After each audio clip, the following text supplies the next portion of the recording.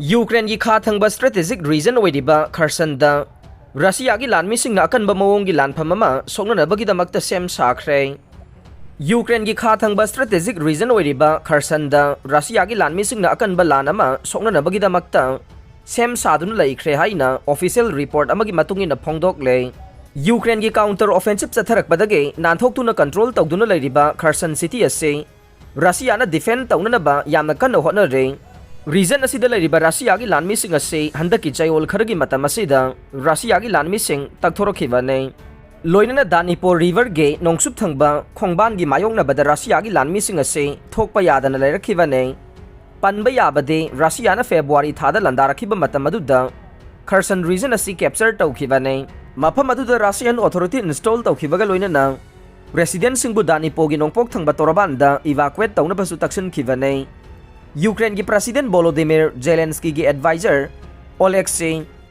आरेस्टोविच फोंदोखिबदा रशिया की लानमिसिंगना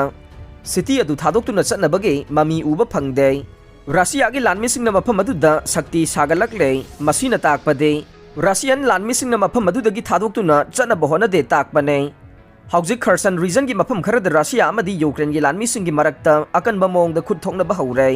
रशिया की प्रेसिडेंट व्लादिमीर पुतिन सेप्टेम्बर थादा यूक्रेन प्रोविंस मरी एनेक्स तौरे हाइना लाउथोखरबने हाइरिबा एनेक्स तौखरबा प्रोविंस मरी अदुगी मनुंगदा खरसन सिटी असिदे स्ट्रेटेजिकल ओइना यामना मरु ओय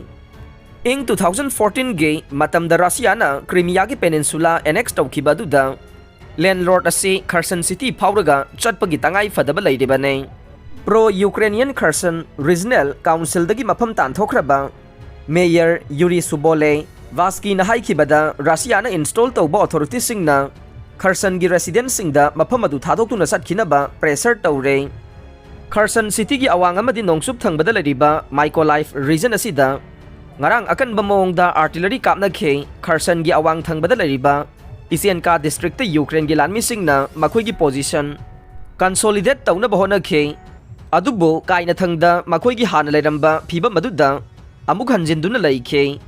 यूक्रेन की मिलिट्री ना फ्रंट लाइन दा चंगसिलंगनबगे same Sakhare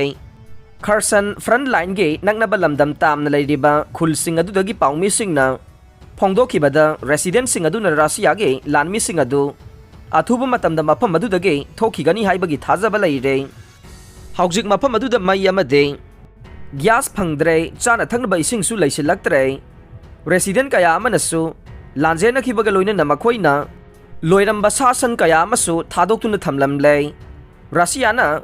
UN security council दा लैबाक पोकपा नमित्ता फोंदोखिबा वाफम अमदा यूक्रेन डर्टी बॉम्ब सिजिननबा सेम सारे हाइबसे वेस्टर्न अमदी यूक्रेन की ऑफिशियल सिंगनदे